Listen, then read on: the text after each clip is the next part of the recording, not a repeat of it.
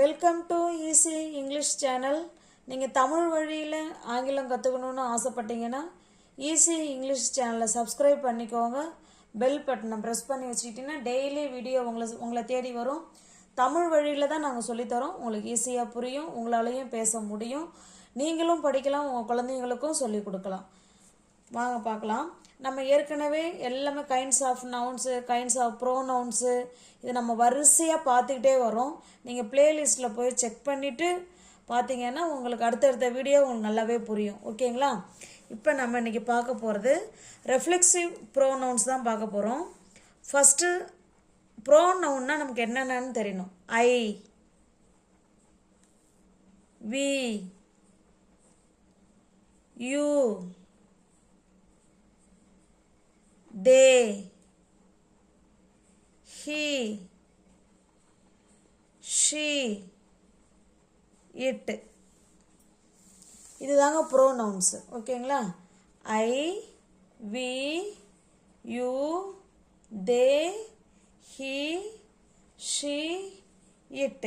இதுதான் ப்ரோனவுன்ஸு. இந்த ப்ரோனவுன்ஸ் தான் ரெஃப்ளெக்சிவ் ப்ரோனவுன்ஸில் எப்படி மாறும்னா ஐ மை செல்ஃபாக மாறும். ஐ என்னவா மாறுங்க? Myself. We,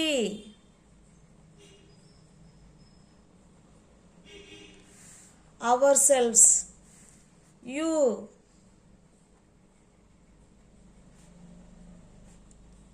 your self இல்லைன்னா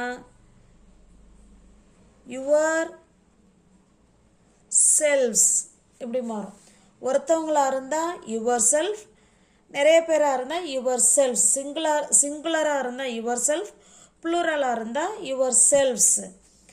தே, தே என்னவா மாறும்னு படிச்சிருக்கோம், ஞாபகம் இருக்குங்களா? வெரி குட், சொல்லிக்கிட்டே வாங்க. Them selves. தே ப்ளூரல் தானே, அதனால் themselves. He, himself. Very good, சூப்பராக ஞாபகம் வச்சுருக்கிறீங்க. Him self.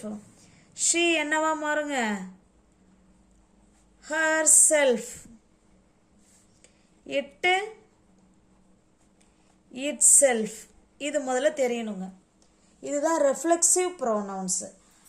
I, myself, we, ourselves, you, yourself, your selves.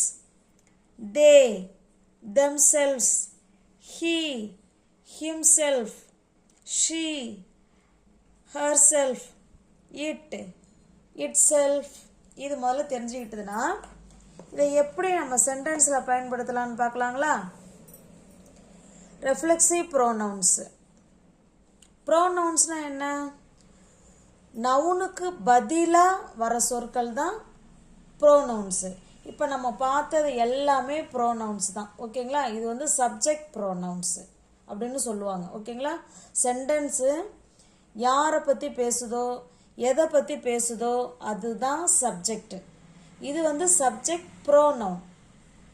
இப்போ பாருங்கள், நானே என் ஹோம்ஒர்க்கை செய்வேன் அப்படின்னு சொல்லி கொடுத்துருக்காங்க. நானே என் ஹோம்ஒர்க்கை செய்வேன் அப்படிங்கிறது நம்ம ஃபியூச்சர் டென்ஸில் வேணாலும் சொல்லலாம்.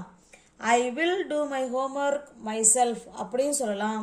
இதை ப்ரெசன்ட் டென்ஸாக எடுத்துக்கிட்டு இது நம்மளுடைய ரொட்டீன் ஒர்க்கு. நானே ஹோம்ஒர்க்கை செய்வேன், இது ரொட்டீன் ஒர்க்காக எடுத்துக்கிட்டு ப்ரெசன்ட் டென்ஸில் கூட சொல்லலாம். இதை ஐ டூ மை சொல்லுங்க. I do my homework myself. நானே என் ஹோம்ஒர்க்கை செய்வேன் அப்படிங்கிறத I do my homework myself. இது தாங்க நானே. இந்த மை செல்ஃப் தான் என்னங்க அர்த்தம்? நானே அப்படிங்கிற அர்த்தம் தான் இது. ஓகேங்களா? ஐன்னா நான், அது வேற. மை செல்ஃபுங்கிறது நானே என் ஹோம்ஒர்க்கை செய்வேன் அப்படின்னு தான் அர்த்தம். இப்போ ரெண்டாவதாக பாருங்க, அவனே அவன் காரை சுத்தம் செய்வான். அவனே அவன் காரை சுத்தம் செய்வாங்கிறத ப்ரெசன்ட் டென்ஸ்லையும் சொல்லலாம், ஃப்யூச்சர் டென்ஸ்லையும் சொல்லலாம். இப்போ தான் அவன் முடிவு பண்ணியிருக்கான், அவன் காரை அவன் சுத்தம் செய்யறதாலும் முடிவு பண்ணியிருக்கான்னா நம்ம ஃப்யூச்சர் டென்ஸில் சொல்லலாம். நான் அதில் கொடுத்துருக்கிறது எல்லாமே ப்ரெசன்ட் டென்ஸில் இதை கொடுத்துருக்காங்க. ரெகுலராகவே அவன் காரை அவன் தான் சுத்தம் செய்வான்னா கண்டிப்பாக ப்ரெசன்ட் டென்ஸில் சொல்லலாம். He cleans the car himself. அவனே அவன் காரை சுத்தம் செய்வான் அப்படின்னா he cleans the car himself. ஓகேங்களா? அடுத்ததாக பாருங்க, அவனே அவன் பைக்கை சுத்தம் செய்வான். சுத்தம் செய்தான். செய்தான்ங்கிறது பாருங்க முடிஞ்சு போன விஷயம் இல்லையா, அதனால பாஸ்ட் டென்ஸில் சொல்லணும். Clean, cleaned, cleaned. அப்போ கிளீன்டு தான் பாஸ்ட் டென்ஸு. அவனே அவன் பைக்கை சுத்தம் செய்தான் அப்படின்னா he cleaned the bike himself. இந்த himself தான் அவனே, அவனே himself. ஓகேங்களா? இந்த he தான் himself-ஆ அங்கே மாறி இருக்கு. இதுக்கு பேர் தான் reflexive pronouns. myself, himself, himself. இதுதான் ரெஃப்ளெக்சிவ் ப்ரோனவுன்ஸ். அவங்களே அவங்க வேலை செஞ்சுப்பாங்க, அவனே அவன் பார்த்துக்கிட்டான் அப்படிங்கிற மாதிரி சொல்லும்போது அந்த ஹிம்செல்ஃப்லாம் வரும். ஓகேங்களா? ரெஃப்ளெக்சிவ் ப்ரோனவுன்ஸ் இந்த மாதிரி சூழலில் தான் பயன்படுத்துவோம்.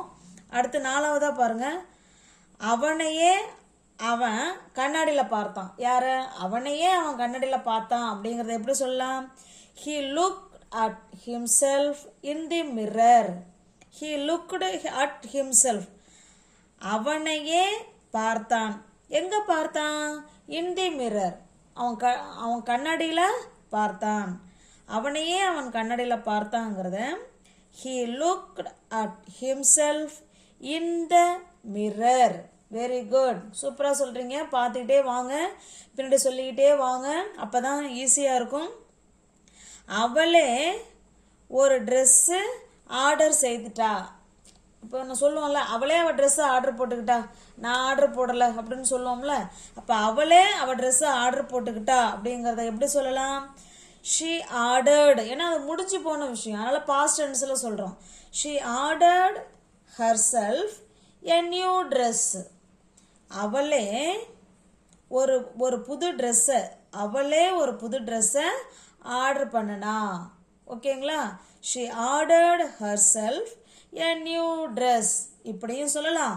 இல்லைன்னா she ordered a new dress herselfனு சொல்லலாம். எப்படி வேணாலும் சொல்லலாம், சென்டென்ஸ் கரெக்டு தான். அடுத்ததாக பாருங்க, நானே என்னுடைய மொபைலை தொலைச்சிட்டேன். நான் தான் தொலைச்சேன். எப்படி தொலைச்சேன்? யாராவது வேறு யாராவது தொலைச்சிட்டாங்களா? இல்லை என்ன நீ தொலைச்சியான்னு கேட்பாங்கல்ல. இல்லைப்பா, நானே என்னுடைய மொபைல் தொலைச்சிட்டேன், வேறு யாரெல்லாம் தொலைக்கல அப்படின்னு சொல்லுவோம் இல்லைங்களா. இப்போ நானே தொலைச்சிட்டேன். I lost my mobile myself. I lost my mobile myself. நானே என்னோட மொபைலை தொலைச்சிட்டேன். இதே இன்னொரு மாடல்லையும் சொல்லலாம். ஐ மை செல்ஃப் எப்படி வேணாலும் சொல்லலாம். ஐக்கு பக்கத்துலேயே மை செல்ஃப் கட்டாயமாக போடலாம். இந்த சப்ஜெக்ட் ப்ரோனவுன் வருது இல்லைங்களா, ஐ வி யூ தேலாம், அதுக்கு பக்கத்துலேயே ரெஃப்ளெக்சிவ் ப்ரோனவுனை கட்டாயமாக போடலாம். ரைட்டு தான். I my self last my mobile இப்படியும் எழுதலாம். ரெண்டுமே ரைட்டு தான். ஓகேங்களா? Both are correct answer. ரெண்டுமே ரைட்டு தான். ஐ lost my mobile myself. நானே என்னோட மொபைலை தொலைச்சிட்டேன் இப்படியும் சொல்லலாம். I my self last my mobile இதுவுமே ரைட்டு தான். அடுத்ததாக பாருங்கள், அவரே எங்களை வரவேற்றார். இப்போ நாங்கள் கல்யாணத்துக்கு போனோம் அப்படின்னு சொல்கிறோம், அவரே உன்னை வாங்கன்னு கூப்பிட்டாரா? உண்மையாவா அப்படின்னு கேட்போம் இல்லைங்களா. ஆமாப்பா, அவரே எங்களை வாங்கன்னு வரவேற்றாரு அப்படின்னு சொல்லுவோம் இல்லைங்களா. அதை எப்படி சொல்லலாம்? he himself invited. invited us. asனா எங்களை. அவரே எங்களை வரவேற்றார். he himself invited us. அடுத்ததாக பாருங்க, அவளே என்னை கூப்பிட்டாள். நம்ம கேட்போம், என்ன நீங்கள் ரெண்டு பேரும் பேசுகிறதே இல்லை, இப்போ எப்படி பேசுகிறீங்க? நீங்கள் கூப்பிட்டீங்களா இல்லை அவங்க கூப்பிட்டாங்களா அப்படின்னு கேட்போம்ல. இல்லை இல்லை அவங்களே தான் என்னை கூப்பிட்டாங்க அப்படின்னு சொல்லுவோம்ல. அவளே என்னை கூப்பிட்டாள் அப்படிங்கிறத she herself called me. அவளே, இந்த herself தாங்க. அவளே, அவனே, myself நானே, இங்கே பாருங்க ஹர் செல்ஃப் அவளே. ஓகேங்களா? அப்போ அவளே என்னை கூப்பிட்டாள் அப்படிங்கும்போது she her self called me. அவளே என்னை கூப்பிட்டா. இதே இப்படி எழுதலாம் பாருங்க. She called me her self. ரெண்டுமே ரைட் ஆன்சர் தான். ஓகேங்களா? ரெண்டுமே கரெக்ட் தான். இந்த ரெஃப்ளெக்சிவ் ப்ரோனவுன்ஸ் நம்ம எப்போ எந்த சுச்சுவேஷனில் பயன்படுத்தலாம்னா, நானே செஞ்சேன், இல்லை நானே போனேன், இல்லை அவனே செஞ்சான், அவரே, அவளே அப்படின்னு சொல்லுவோம் இல்லைங்களா, நாங்களே. அப்போ இந்த மாதிரி சுச்சுவேஷனில் தான் ரெஃப்ளெக்சிவ் ப்ரோனவுன் பயன்படுத்துவோம். ஓகேங்களா? இப்போ ரெஃப்ளெக்சிவ் ப்ரோனவுன்ங்கிறது என்னென்னு பார்த்துடலாமா? ஐ தான் மை செல்ஃபாக மாறும். I, myself. we, ourselves. you, yourself. இல்லைனா yourselves. they, themselves. he, himself. she, herself. it, itself. ஓகேங்களா? தொடர்ந்து வீடியோவை பார்த்துட்டே வாங்க. கண்டிப்பாக உங்களாலையும் இங்கிலீஷில் பேச முடியும். இதை உங்கள் சூழல் அமையும் போது இது போல் நீங்களும் பயன்படுத்தி பாருங்கள். கட்டாயமாக உங்களால் இங்கிலீஷ் பேச முடியும். தேங்க்யூ.